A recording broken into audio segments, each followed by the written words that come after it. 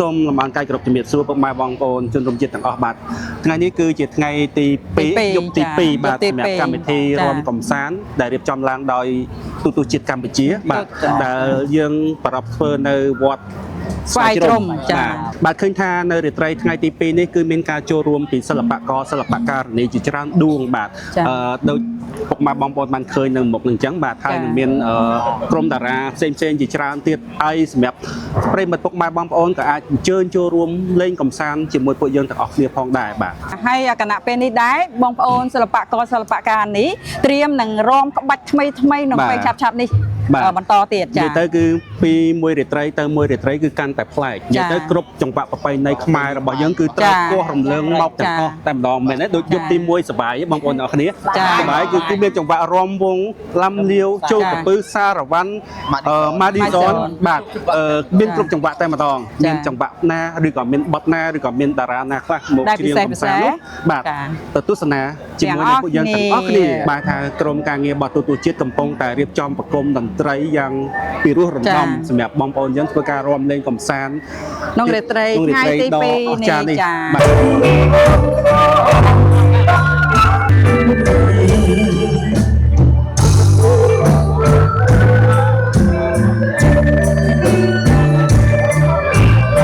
មកចុះ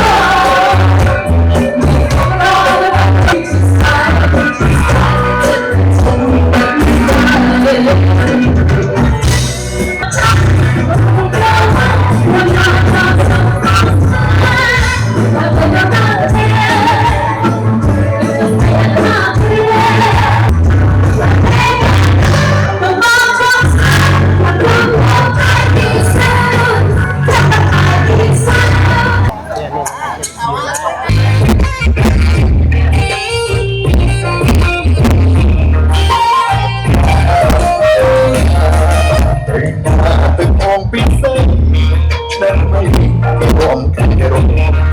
បងសូជើងស្រីបងសូជើងស្រីខាងនេះរុំមិនបានខកគ្នារុំមិនបានខកគ្នាមិនឃើញច្បាស់ជាអ្វីអនតែខ្នងដែលបណ្ដាលទៅស្រីអ្វីស្រស់ស្រីនឹងល្អ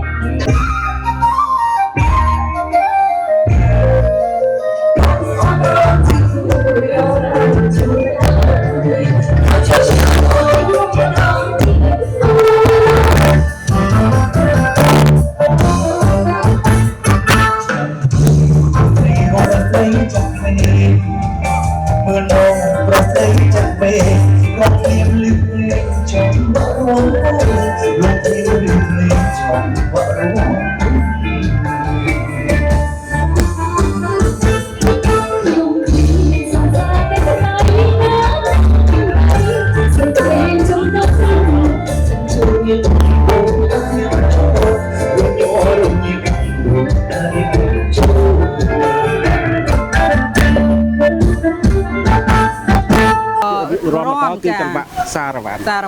វ៉ាន់ចាសូមជួយណែនាំឈ្មោះមិនកញ្ញាឈ្មោះអីកញ្ញាឬក៏អ្នកនាងចាកញ្ញាឬក៏អ្នកនាងអ្នកនាងអ្នកនាងឆ្នាំនេះអាយុប៉ុន្មានហើយបាទចាអាយុ45អាយុ45ណាតែមើលទៅដូចនៅក្មេងហ៎ដូច18អូយចាអរគុណច្រើន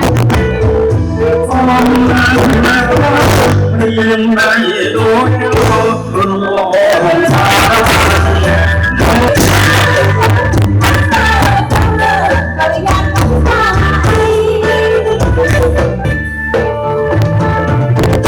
ស្រីបងលះដាក់ឲ្យត្រង់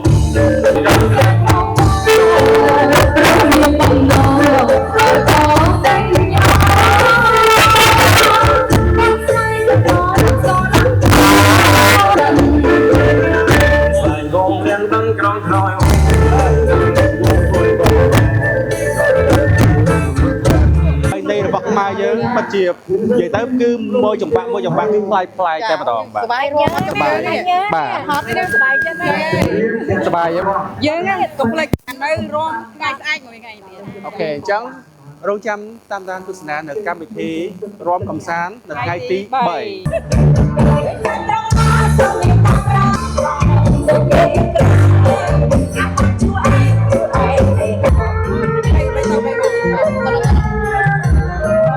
យ៉ានឹកដើរនឹករលឹកស្នេហ៍ស្មោចង់ជួបមក